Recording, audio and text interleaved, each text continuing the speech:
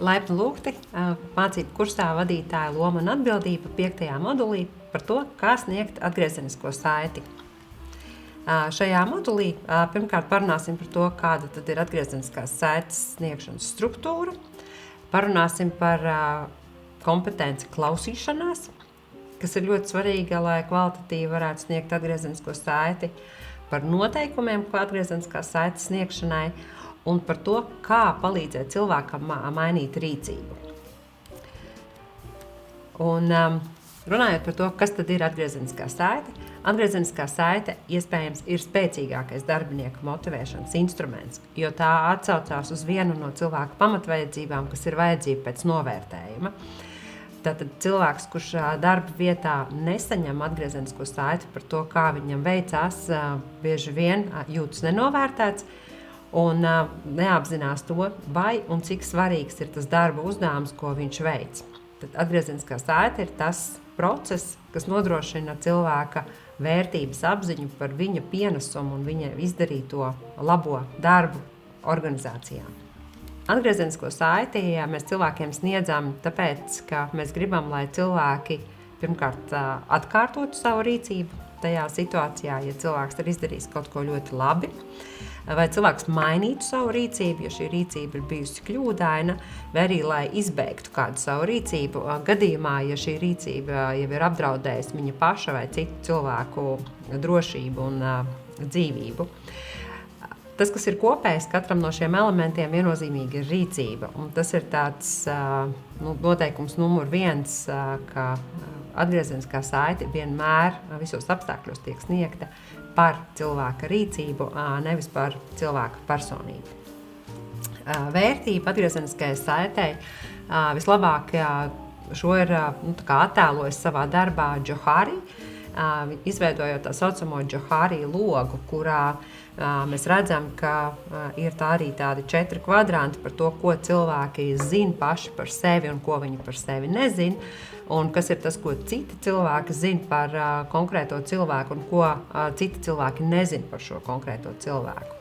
Un tad veidojas tādi 4 kvadranti, kurā ir kaut kāds lauks, ko gan cilvēks ļoti labi zina par sevi, gan cita zina par viņu, un tad ir citi lauki, kur ir tas, ka es pats par sevi to zinu, bet citi to par mani nezina. Tad ir kaut kāds lauks, kur es par sevi to nezinu, bet citi cilvēki to par mani zina.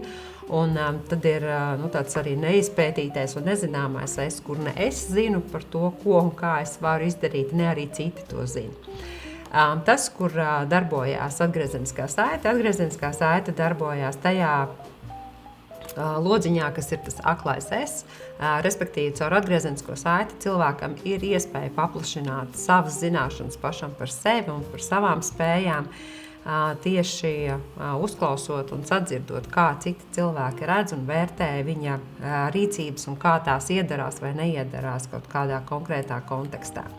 Un tā arī ir lielāka atgriezeniskās saites vērtība, jo cilvēkam ir iespēja mācīties un kļūt veiksmīgākam, efektīvākam un tādam, kāds tas varētu būt. Un, ja mēs runājam jau par atgriezeniskās saites sniegšanas struktūru, kādā veidā tad mēs šo atgriezenisko saiti sniedzam, tad šeit ir arī tādi 4 elementi, vai faktiski 5. Pirmais konteksts vienmēr ir situācija. Kas ir tā situācija, par kuru tiek sniegta atgriezeniskā saite?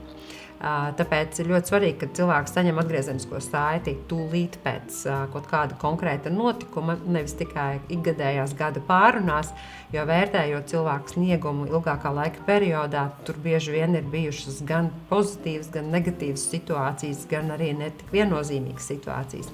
Tāpēc, jo konkrētāka situācija, par kuru iet runa, jo cilvēkam būs precīzāk saprast, kura tieši viņa rīcība bija tā, kas palīdzēja vai nepalīdzēja tai situācijai un iznākumam būt tādam, kāds tur beigās bija. Tad primāri tā ir situācija, otrām kārtām tas ir par rīcību, tad ko tieši cilvēks darīja, tad rezultāts, kas tā rezultātā radās, tad ietekme un kāda tam bija ietekme.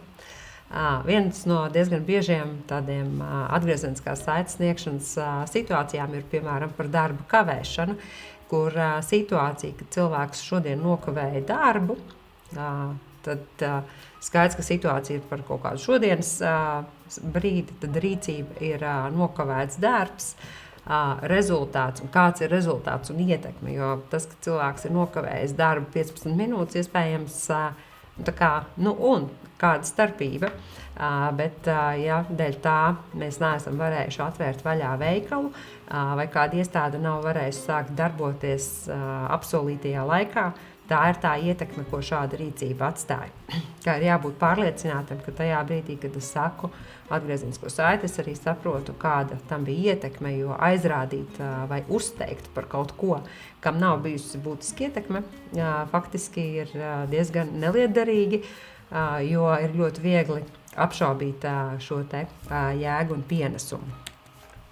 Tad atgriezeniskās saites sniegšana vienmēr beidzās ar kaut kādu darbību, kas ir pozitīvs atgriezeniskās saites gadījumā. Tā ir pateicība par padarīto, ar aicinājumu šādi te atkārtot un iedvesmot citus. Tas var būt ieteikums, kā varbūt rīkoties labāk citā situācijā. Tas var būt arī ļoti tieši direktīvs norādījums par to, ka turpmāk tā vairs nedrīkst darīt vai turpmāk ir jādara tikai kaut kādā noteiktā formā. Ir iespējams daudz situācijas arī, kur ir vērts uzklausīt arī paša darbinieka viedokli par to, kā viņš domā, kā šo situāciju vajadzētu risināt nākotnē. It sevišķi situācijās, kur darbinieks ir arī tas cilvēks, kurš vislabāk zina, kā reāli notiek darbs konkrētajā posmā. Un iespējams, ka cilvēkiem no malas patiesībā nemaz nav tādu vērtīgu ieteikumu, ko tagad ieteikt. Pirms sniegt atgriezenisko saiti ir ļoti rūpīgi arī jāpārdomā, kas tad ir tā ziņa, kas tiks sniegta, un kas tad ir par ko konkrēti šī atgriezeniskā saite būs. Un vislabākais formāts atgriezeniskai saitei vienmēr ir tad, ja saruna sāksi uzklausot darbinieku par to, kas tad notika. Tāpēc šajā kontekstā arī tieši atgriezeniskās saites kontekstā parunāsim par tādu vadītāju kompetenci kā klausīšanās.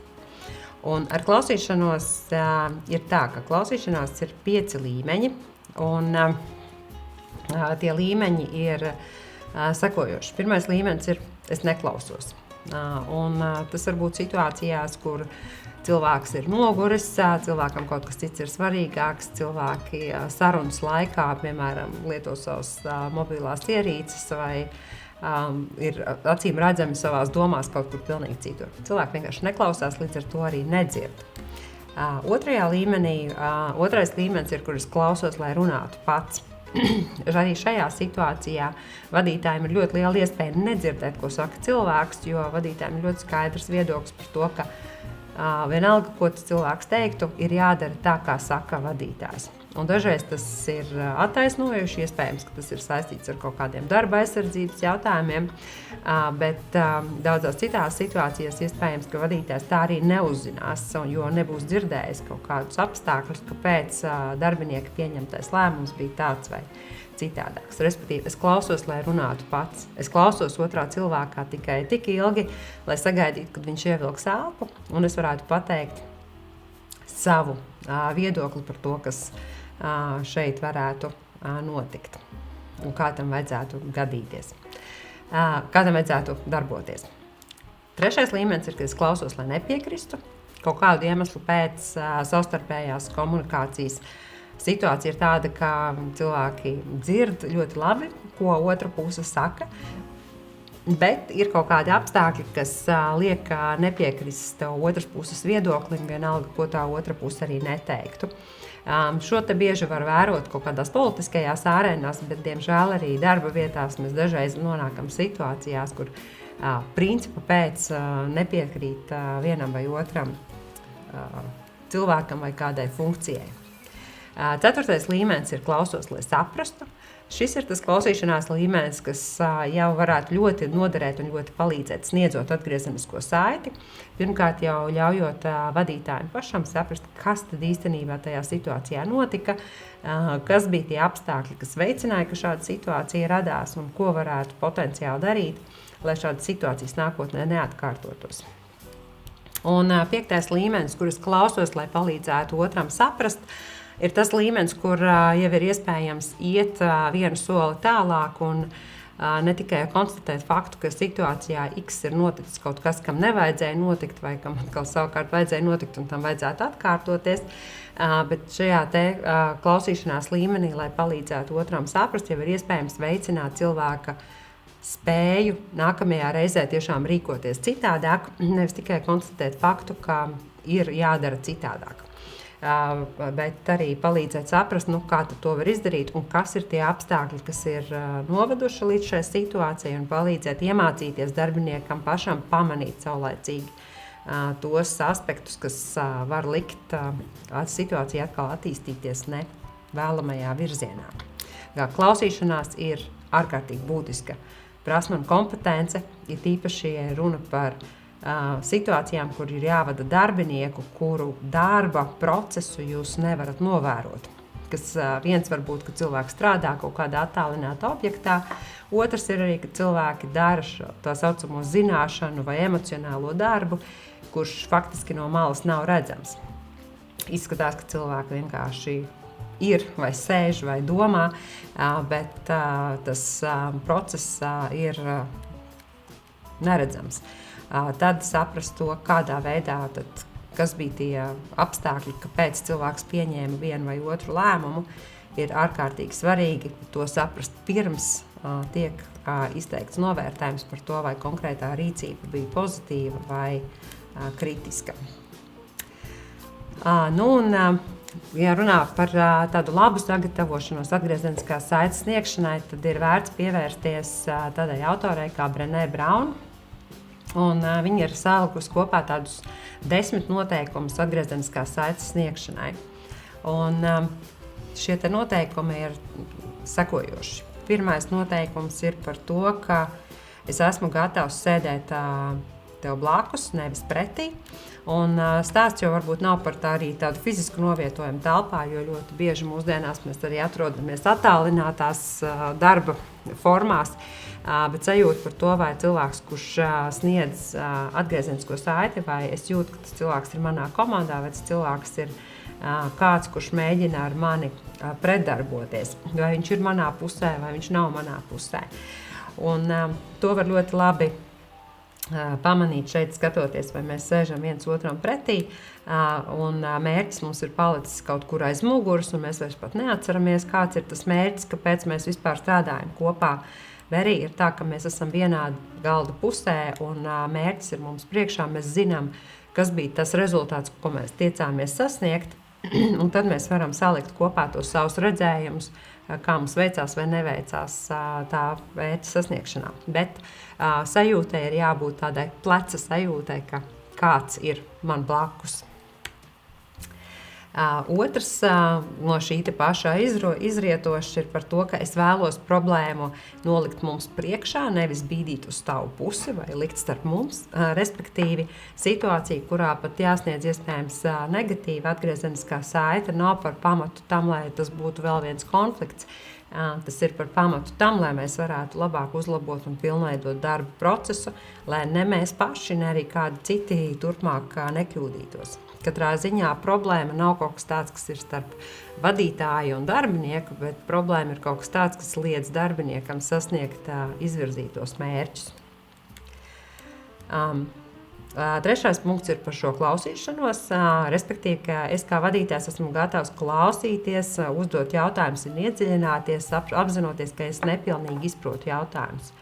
Jūs visi noteikti esat redzējuši karikatūras par to, kur no vienas puses skaitot dēlīšus, mēs redzam, ka ir saskaitāmi 7, no otras 5, vai cipars 6, no vienas puses izskatās pēc 6, no otras no 9, vai arī atkarībā no tā, kā krīt ēna, priekšmets var izskatīties lielāks vai mazāks, respektīvi, šī nepieciešamība ne tikai iet ar savu taisnību, bet ieraudzīt otras puses perspektīvu ir ārkārtīgi svarīgi pirms vispār ķerties pie risinājuma meklēšanas.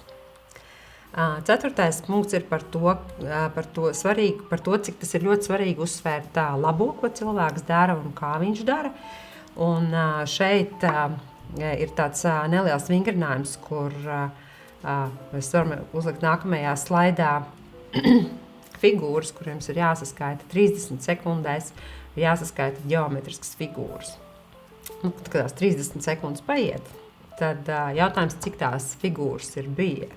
Un tīri tādai sevis kontrolē var pārliecināties par to, ka pirmkārt, cik vispār izdevās saskaitīt šīs ģeometriskās figūras, un tad var padomāt par to, ka, ja tās figūru skaitu, kāds viņš ir, tā ir viena lieta, tad nākošais jautājums jau pie tukša slaida ir, tad cik rādīja pulkstens šajā slaidā, vai cik bija bērni autobusā.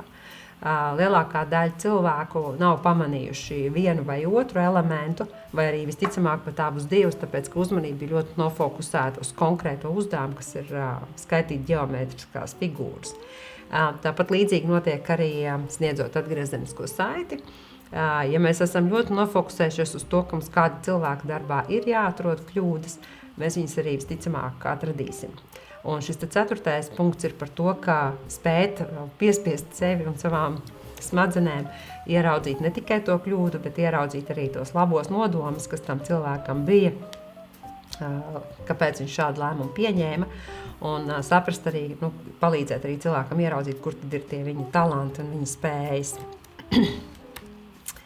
5. likums šo te apstiprina, respektīvi tā kā vēl pastiprina, liekot atzīt, ka cilvēkam ir dažādas stiprās puses un vājās puses, un iespējams, ka konkrētā darba izpildē bija kaut kādi aspekti, kur cilvēka šī te stiprā puse ir tas, ka viņš spēja šos jautājumus un problēmas situācijas risināt citādāk.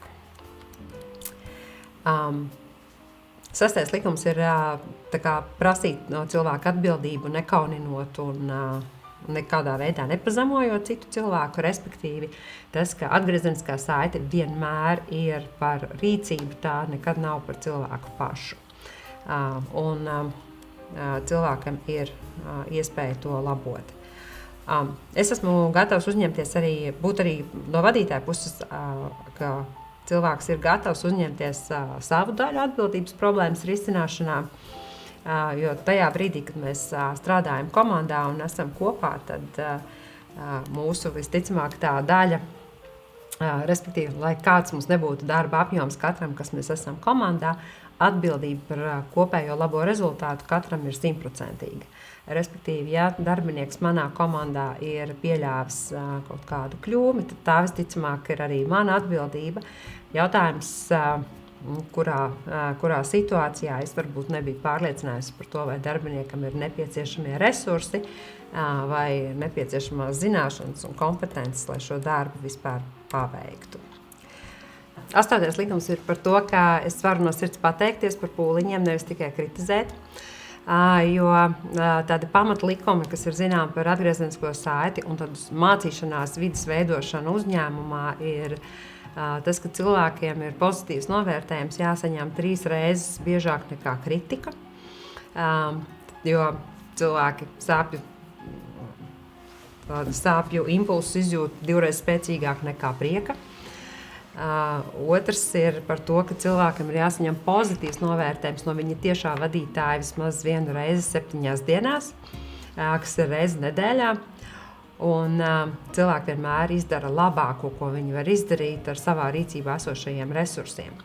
Un šie ir tādi pozitīvās domāšanas piemēri, kurus ir vērts atcerēties katru reizi, kad ir jāiet sniegt atgriezeniskā saita. Es arī varu runāt par to, 9. likums ir par to, ka var runāt par to, kā šīs problēmas atrisināšana veicinās attīstības un izaugsmas iespējas, respektīvi, katra jauna lieta, ko mēs esam iemācījušies, apzinājušies un spējam nākamajā reizē jau darīt gudrāk, citādāk, palielina arī cilvēku spējas veidot un attīstīt karjeru. Un es varu būt piemērs atklātībai un atvērtībai, kādu sagaidu no tevis, kas ir 10.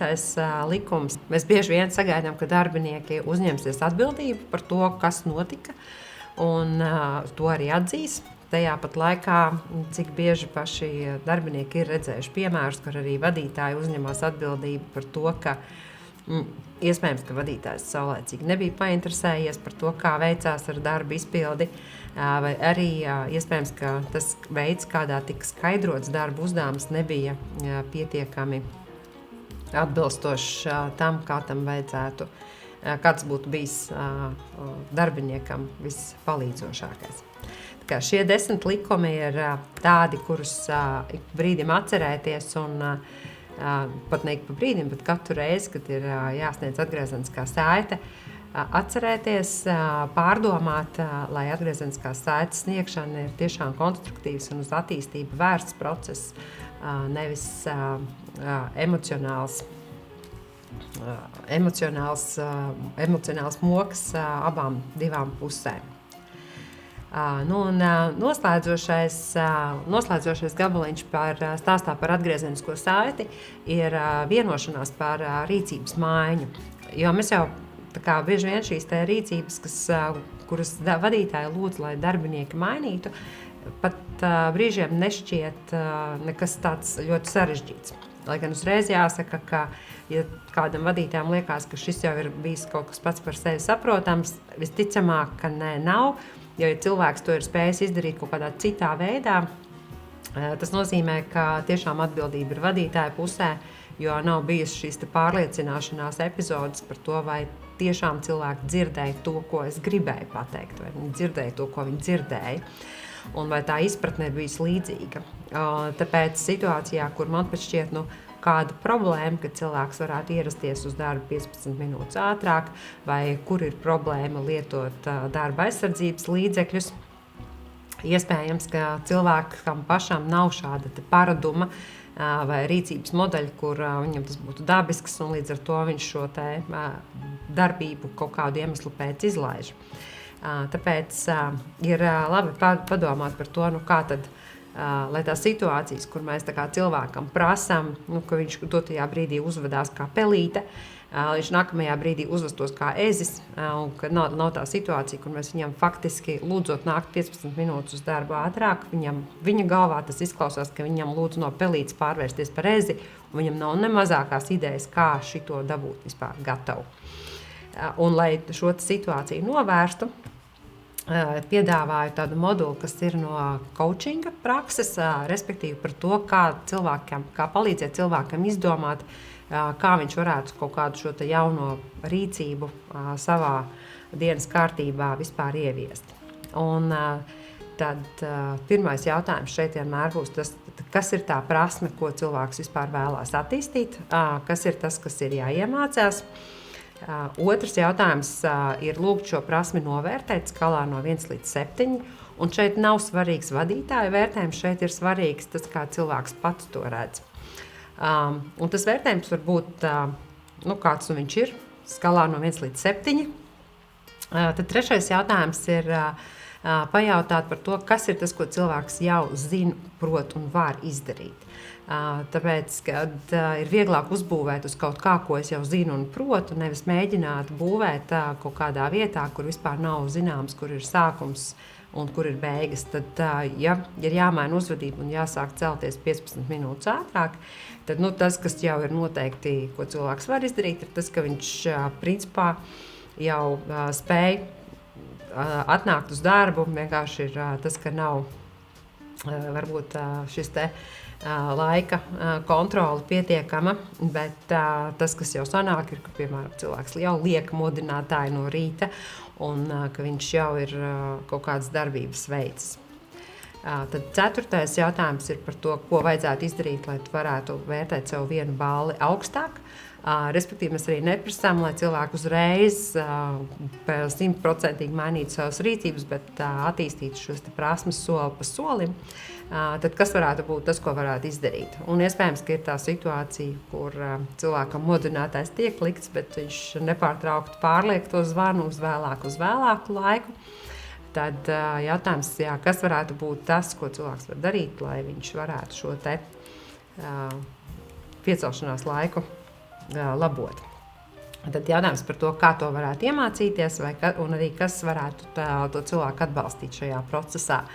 Un iespējams, ka ir vērts arī, ka pats vadītājs arī aktīvi ir gatavs iesaistīties un atbalstīt cilvēku.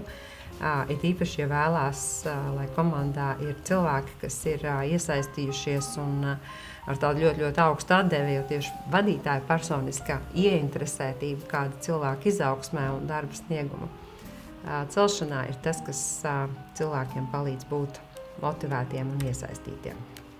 Nu, un vēl noslēdzošais elements šeit pie atgriezeniskās saites ir par to, kā palūgt atgriezenisko saiti. It īpaši esot vadītāja amatā, tas bieži vien ir diezgan liels izaicinājums, jo, ja arī vērtēt darba sniegumu darbiniekiem, kur ir zināmi mērķi, ir zināms process un ir zināms sagaidāmais rezultāts, jau ir viens stāsts, tad lūdzot vadītāju lomā esošam cilvēkam atgriezenisko saiti, tās atgriezeniskās saites kvalitātes vienmēr, nevienmēr ir tās pašas augstākās.